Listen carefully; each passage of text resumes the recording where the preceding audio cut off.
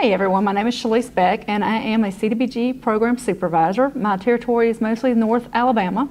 I congratulate on everyone on getting their awards this year, and we are doing this compliance workshop by video this year, so it's a little different than in the past.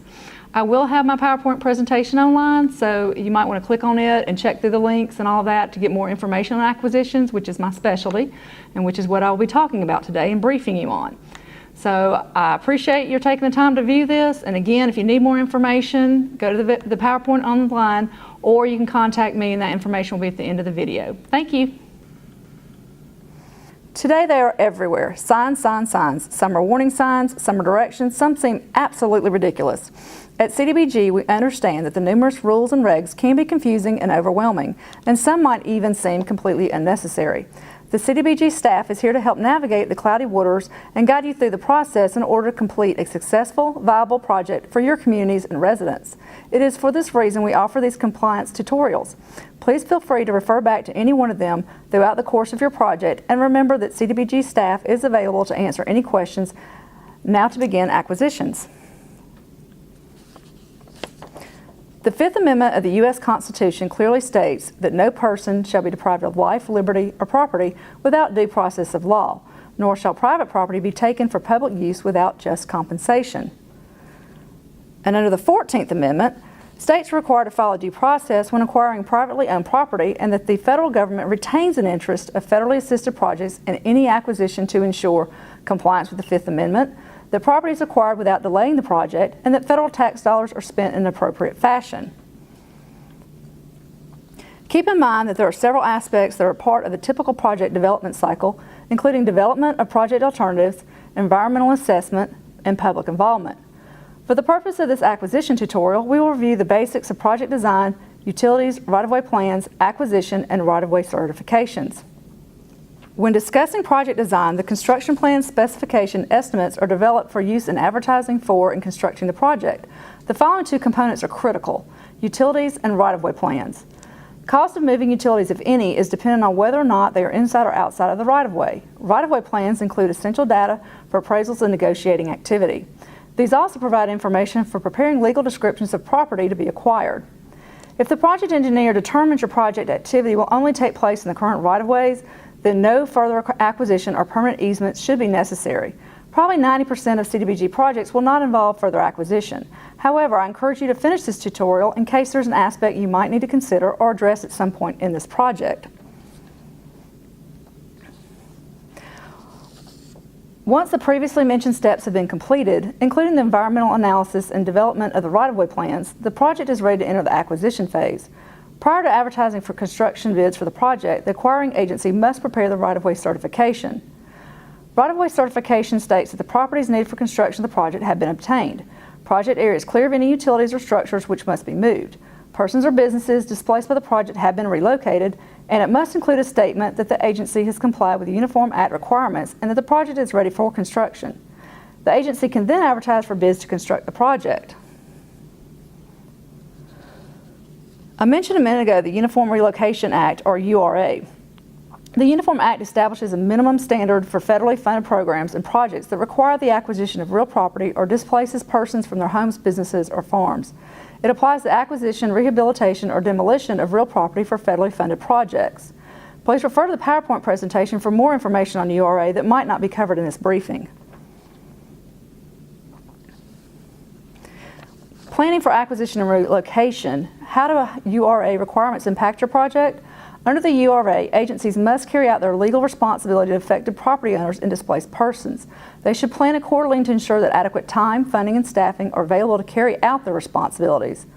Also remember that planning can make or break your project when it comes down to time, funding, and scheduling. Therefore, all acquisition and relocation activities should begin early in the project planning process to ensure a successful project.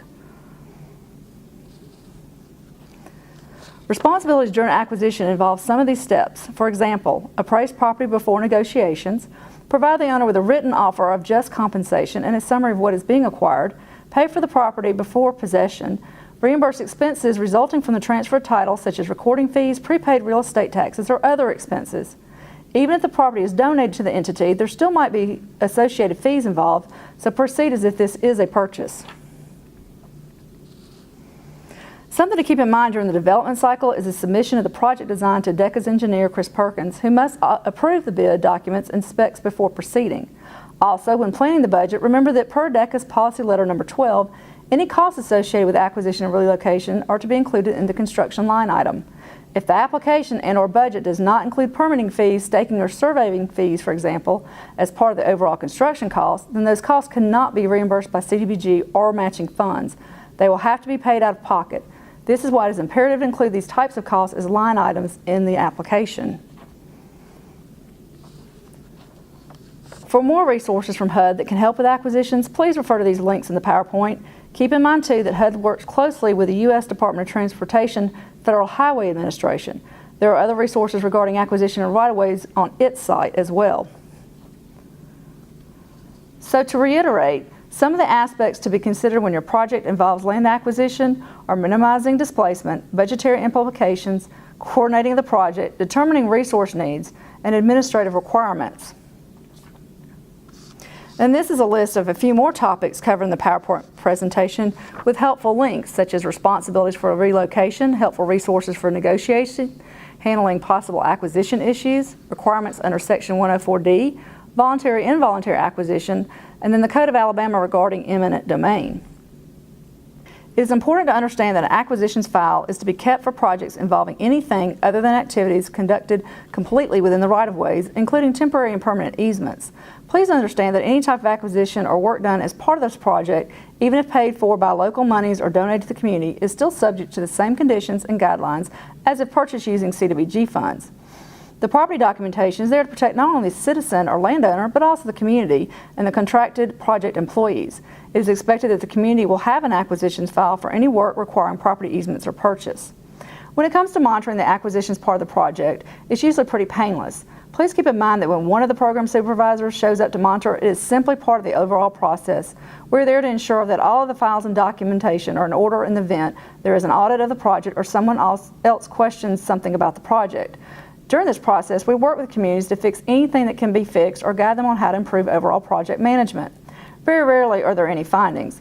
Like you, we want these projects to run as smoothly as possible for the benefit of all involved, but mostly so that the project is as intended and improves the quality of life for the beneficiaries. Basic CDBG information regarding relocation acquisition is located on DECA's website under Community Development Block Grant. Click on it, then on the CDBG current forms and sample documents. Once there, click on the PDF file, Chapter 14, Relocation Acquisition, for the most information on the subject. Then there are links below that for more specific topics. One more reminder, if during the course of your project you come to a crossroads, unexpected change or delay, please be sure to contact your program supervisor or the subject specialist on staff. Not only does the DECA need to be kept in the loop by the project administrator, but we all share the common goal of ensuring these projects run as smoothly as possible and progress as expected in order to provide the greatest benefit to the communities and their citizens. We are here to help. I appreciate your taking the time to walk through the acquisitions presentations with me. If you have more questions that are not answered during this presentation or that come up during your projects, please feel free to call or email me. If I don't have the answers, I will be happy to find them for you.